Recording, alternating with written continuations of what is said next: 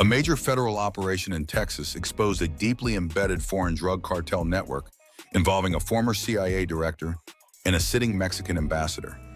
FBI raids led to the arrest of Jonathan P. Reeves after agents seized large quantities of fentanyl and heroin, illegal weapons, and millions of dollars in cash from his residence. The investigation revealed that Ambassador Alejandro Cruz Vega abused diplomatic immunity to move more than 40 drug shipments into the United States. S. institutions was dismantled. S. sovereignty in modern history. What began as a routine inspection quietly exposed a criminal network so deeply embedded inside government systems that investigators initially struggled to accept its scale. Drugs, weapons, money laundering, and human trafficking were not being smuggled through hidden tunnels or remote borders. They were moving through protected diplomatic channels, shielded by titles, immunity, and institutional trust. Everything began during a late-night shift at a Texas port of entry. Evan Marshall, a 31-year-old federal customs officer, was working routine inspections. He was known among colleagues as reliable, detail-oriented, and cautious. He had no medical conditions, no disciplinary history, and no reason to draw attention to himself. That night, he noticed something unusual about a shipment labeled as Mexican diplomatic cargo. The paperwork appeared flawless, officially protected under diplomatic rules, but one detail stood out. The weight was far heavier than what the declared contents justified. Marshall followed protocol. He requested a secondary inspection. Within minutes, 2 senior supervisors arrived. Their reaction was not curiosity, but tension. They did not review the documents closely. They did not ask questions. Instead, they issued a direct order. Stand down. The shipment was protected under diplomatic immunity. Marshall complied. But before ending his shift, he filed an internal report, trusting the system to review what he had flagged. 3 weeks later, Evan Marshall was found dead in his apartment. The official cause was sudden cardiac arrest. No autopsy was requested. No criminal investigation was opened. A healthy young man was gone, and the report he filed quietly disappeared from internal systems. To many, it was treated as an unfortunate coincidence. To a few, it was a warning sign. That report did not vanish entirely. It resurfaced on the desk of FBI Special Agent Mark Ellison, a veteran analyst known for connecting anomalies others dismissed. What alarmed Ellison was not just the shipment, but the name attached to its clearance authority. Jonathan P. Reeves, a former director of the Central Intelligence Agency, a man once entrusted with the nation's deepest secrets. Ellison requested discreet surveillance. What agents observed raised immediate concern. Reeves's Texas residence showed unusual patterns. Armed private security rotated in shifts. Reinforced doors and surveillance systems far beyond normal personal protection were installed. Large cash movements appeared across accounts linked to shell companies. Visitors arrived at odd hours and stayed briefly. Nothing was openly illegal, but everything felt calculated. FBI leadership moved quickly. A federal judge approved a no-knock warrant based on emerging intelligence.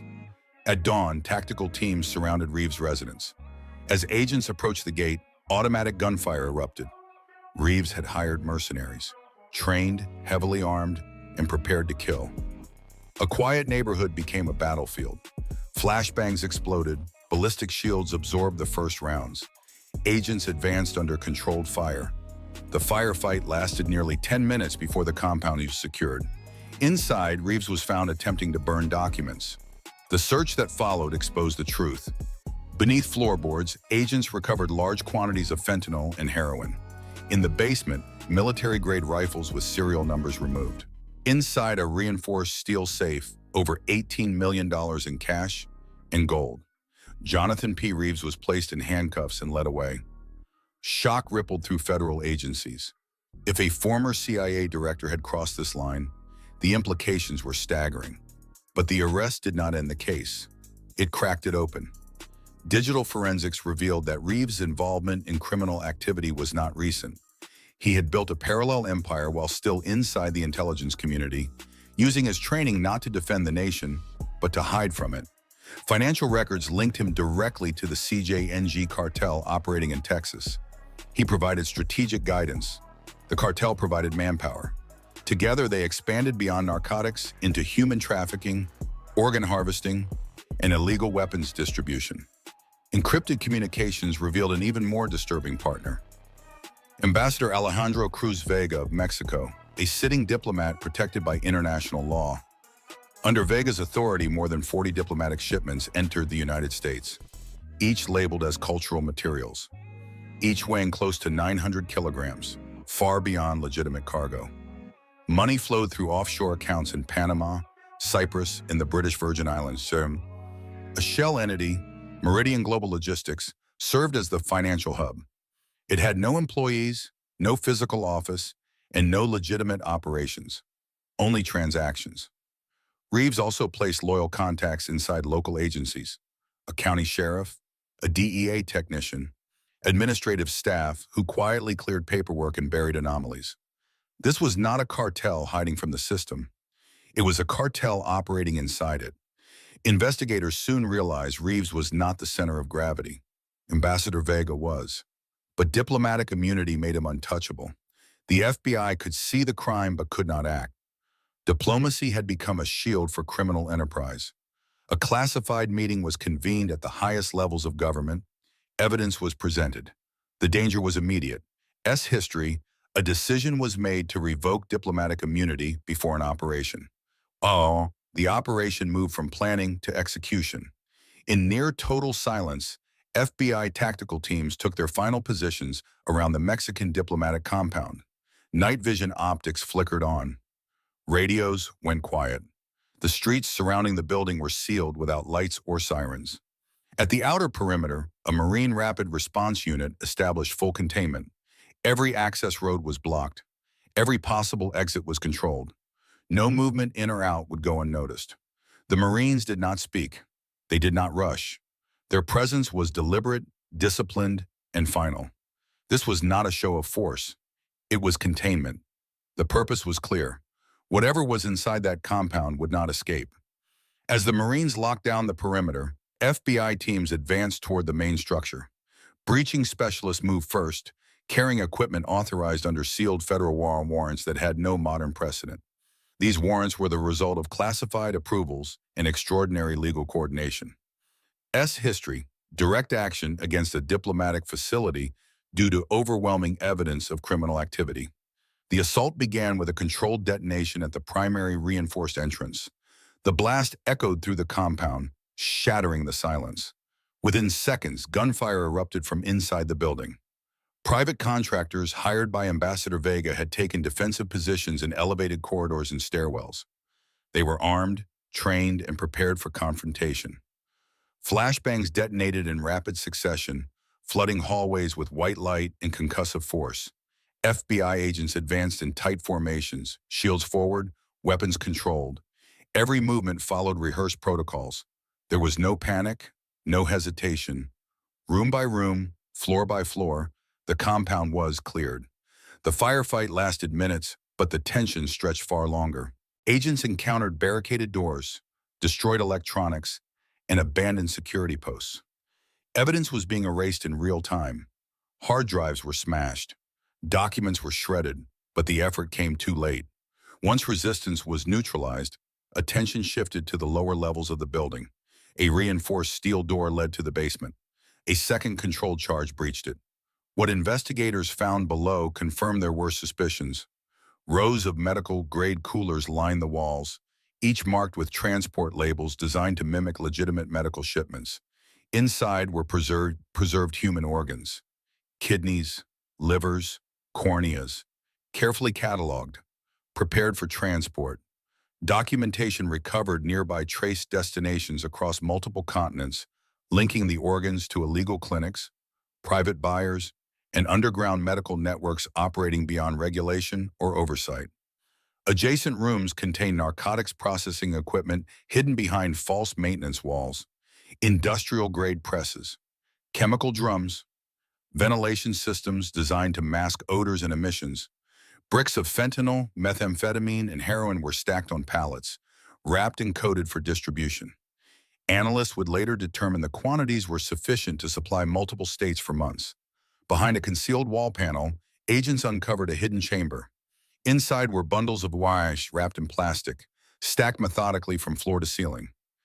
Currency, No serial records, no official trail, just raw profit generated by human suffering. On the third floor, agents intercepted Ambassador Alejandro Cruz Vega attempting to flee through a narrow service corridor. He was restrained without resistance. His diplomatic credentials were confiscated. There were no speeches, no protests, no immunity left to invoke. At that moment, the shield that had protected the network for years was gone. At the same hour, coordinated raids unfolded across Texas.